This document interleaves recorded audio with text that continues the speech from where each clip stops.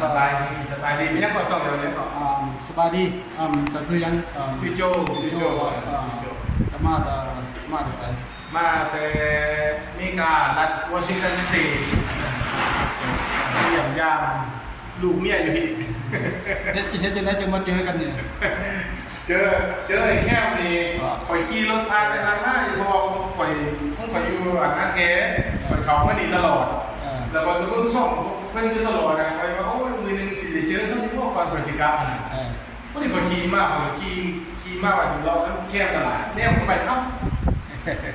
คือคนเลยเอากระเทียมเองแล้วเนี่ยมันนะครับก็เมย์ไปได้กับเรียบเซเว่นซีไฮเป็นกระปูเราบอกมันเป็นไปข่อยก็ไปจอดรถไปก่อนไปจอดรถแล้วพนักงานมาถามมึงได้ว่าเคยเจอกันนะโบเคยเจอกันเถื่อข่อยเป็นFCข่อยเป็นคนเบิ้งซ่องเบิ้งซ่องเจ้าแล้วก็เบิ้งเบิ้งแหละบอกเวลาไทยดีอันน่ะต้นบ้านนอกเบิ้งเห็นพวกกันมากเขา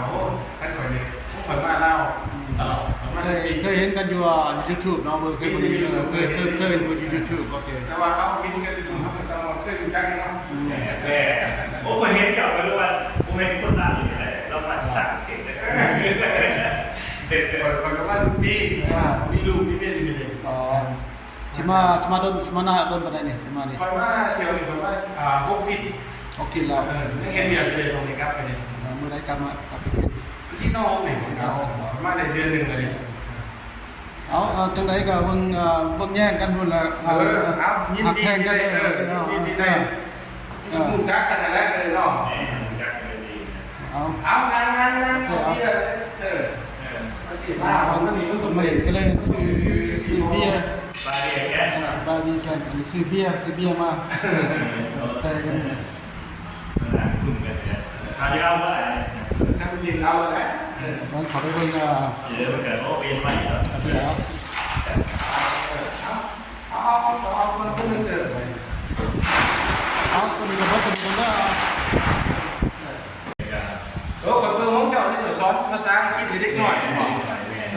นี่ได้ตัวนั้นน่ะไปซอยโรงเรียนบ้านหน้าเที่ยวไปซอยในบ้านถ้าไปซอยเที่ยวบ้านบ้านเนี่ยเขาของพอบ้านมองงานไปซอยเขาเรียนไปซอยเขามียังซอยเขาโดนเด็กเขายังแปลงท่าไปเห็ดสวนหน้าไปเห็ดอะไรเนี่ยโอ้จะไปซอยโดนเด็กซอยเขาโอ้ดีแบบพ่อบ้านพ่อบ้านแถวเขาต้องดูเขาเลยใครดูดีละเจ้าต้องเขาพ่อบ้านแม่เขาพ่อบ้านเขาคนร้ายคนดูเขาร้ายมันเป็นสีไหลเสื้อสารลาวสีไหล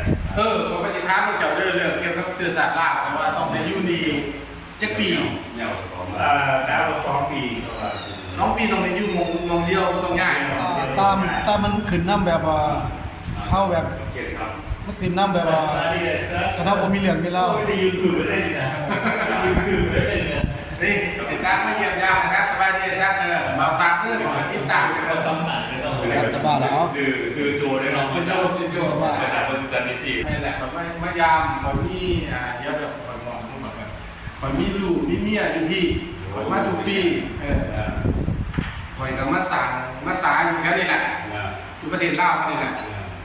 แต่ก้าวมาซื้อมาอยู่บนโครงการข่อยจะมีข่อยสิเอาลูกเอาเมียไปผมกันแหละแต่ว่าตอนช่วงใหม่มันเปลี่ยนคำถามว่ามันเปลี่ยนเท่ากับต้องเปลี่ยนเป็นน้ำห้องรู้หรอกว่านักคนมันจะเป็นยังไงแต่ว่าข่อยก็รู้ว่าอะไรยายอเมริกาที่แทนก็พวกเจ้าจะไปมีการจักปีแบบข่อยไปอเมริกา40 ปีเลยโอ้คือกันแต่ปี80เหรอข่อยออกจากประเทศลาวในปี80ข่อยไปอยู่สุนทรภูมิสุนทรภาเป็น81แล้วข่อยไปอเมริกา85เราเคยอยู่สุนทรภูมิเหรอเคยอยู่สุนทรภาครับพี่เหรอไปอยู่สุนทรภูมิแล้วเป็นประธานนิคมจะอยู่อาคารในสุนทรภูมิ84เขาอยู่64เขาอยู่เขต864เขต8เขายังเกินเลยโอ้ยทุกมื้อนี้ใน Facebook ขนาดเขาได้มาออกมาเยอะเลยพิธีเนาะโลกแคบเนาะเจอกันเถอะครับโอ้ยเดี๋ยวมาเจอกันดีใจ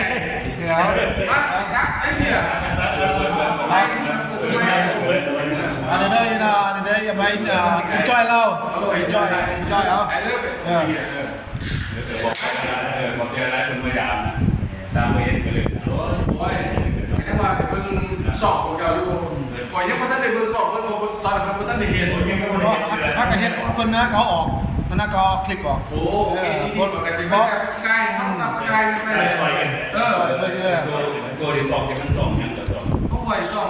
โจโจเอาโดท่าเดียว ตัวเราพาเที่ยว ในที่คอยยุเต้นไม่กล้าคอยเต้นรถติดบ้าแต่ว่าคอยมากแต่คอยพอดีคนท้าแต่ว่าประเทศเรามันมียังไงผมไปจุดปีนี้ ไปเที่ยวก็แชร์ คนไหนก็แซ่ซอยกันเออ เป็นคนบ่มาเบิ่งเล่าก็สิบ่ฮู้เนาะ ผมว่าผม เพราะว่ามีแต่ได้ยินคนบอกก็เชื่อกันไปบ่มาเบิ่งเล่าแท้ก็เลยบ่ฮู้ซัก มันกินเบอร์สี่อะไรเบอร์สี่อะไร มาเด้อมากินข้าวร่วมกันเด้อซุ่มแซวกัน อร่อยเลย เอาอาหารมาใหม่อยู่แล้ว เจียวบี คุณอาหารชมน้ำมันนะเป็นซีนเครื่องซุปเครื่องลิ้นกระเทียมบี เดี๋ยวพี่กับวันเห็น บอเป็นแม่แล่นรถประเทศไทย โอ้ ประเทศไทยก็เลยจักหมื่นอ่ะ3-4 หมื่นแล้วก็เอาเนี่ยเป็นซีนเลยจะนั่งแสบเลยเนาะมันกินอะไรอยู่เอามากินน้ำกันเด้อมากินมาต้อนรับFC ว่าเป็นมาเมืองใหม่นะ FC มาจากวอชิงตัน มา ส จาก เต วอ ท ชิงตันสเตทก็ต้อนรับเพิ่นวาซักต้อนรับ เดือนที่หนึ่งหรือสิ เพิ่นมาเจอดอกครับเลยมาทำกันเลย สวัสดีเหลืออาทิตย์นึง อาทิตย์หนึง ดีแล้ว เดี๋ยว เหลืออาทิตย์นึงว่าสิกลับเนี่ยผมว่าส่งดีนะมาเจอผมมันเดี๋ยวมานั่งกินน้ำ มันเยอะเองเลยตัดคลิปวิดีโอผ่าน มันนานตัดคลิปอยู่คนขี่รถเข้าไปกับเหยียบเด็กคือแคบแน่ว่ะ โอ้จะจืดเลย มันคือเหยียบเบรกผมเขาไปทางอยู่แล้ว จะไปใส่น้ำมันอยู่หันตัวละ บอกว่าไปใส่มุดใส่ในเมือง เอากินก่อน เอาแซ่บกัน เอาเพิ่นก็สิได้จากกันแล้วนี่เพิ่นสิเมื่อแล้ว แค่แค่ โอเคเอาชนะนะเจ๊เป็นเนาะ เอาจะหนากันเจอ โอ กัน เคเอาสุขดีเออ หนาเจอกันใหม่ ขนาดที่มือนะมาเจอกันเลยนี่มึง